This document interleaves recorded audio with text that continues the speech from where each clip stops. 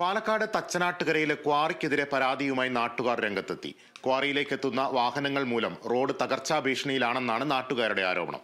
പ്രതിഷേധം ശക്തമായതോടെ റോഡ് നവീകരിച്ചു നൽകാമെന്ന് ക്വാറി ഉടമ ഉറപ്പു നൽകി.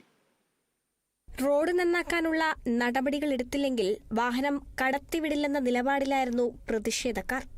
നാട്ടുകാരുടെ പ്രതിഷേധം ശക്തമായതോടെ പോലീസ് സ്ഥലത്തെത്തി. പ്രതിഷേധക്കാരോട് പോലീസ് അനുനയത്തിന് ശ്രമിച്ചെങ്കിലും പരിഹാരമായില്ല. ക്വാറി ഉടമ സ്ഥലത്തെത്തണമെന്നും അടിയന്തരമായ പരിഹാരം വേണമെന്നും നാട്ടുകാർ ആവശ്യപ്പെടുകയായിരുന്നു.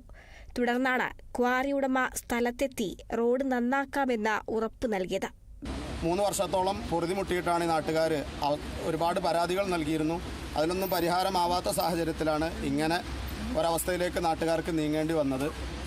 ഇന്ന് പരാതിയുടെ അടിസ്ഥാനത്തിൽ അതുപോലെ പഞ്ചായത്ത് പ്രസിഡന്റ് വന്നു, അതുപോലെ ക്വാറിയുടെ ഉടമകൾ പോലീസിൻ്റെ സാന്നിധ്യത്തിൽ ചർച്ച ചെയ്ത് 4-5 തീരുമാനങ്ങൾ എടുത്ത കാര്യം ഇവിടെ അറിയിക്കുകയാണ്.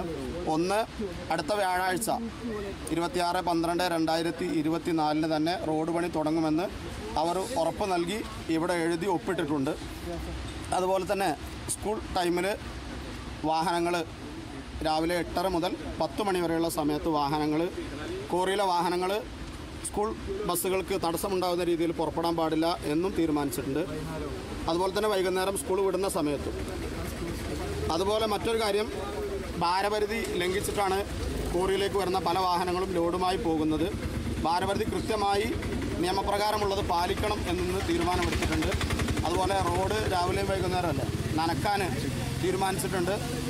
അതുപോലെ തന്നെ റോഡ് പണി പൊളിഞ്ഞ ഭാഗം മുഴുവനായിട്ട് പെട്ടെന്ന് കേടുവരാത്ത രീതിയിൽ സ്ട്രോങ് ആയ നിലയ്ക്ക്, പാച്ച് വർക്കല്ല, സ്ട്രോങ് ആയ രീതിയിൽ തന്നെ പണിയെടുക്കാമെന്നും വാഗ്ദാനം ചെയ്തിട്ടുണ്ട്. സ്കൂൾ സമയത്ത് വാഹനങ്ങൾ ക്വാറിയിലേക്ക് വരാതിരിക്കാനും റോഡിൽ രാവിലെയും വൈകിട്ടും വെള്ളം ഉപയോഗിച്ച് നനക്കാനും തീരുമാനമായി. Kerala vision news, Palakkad.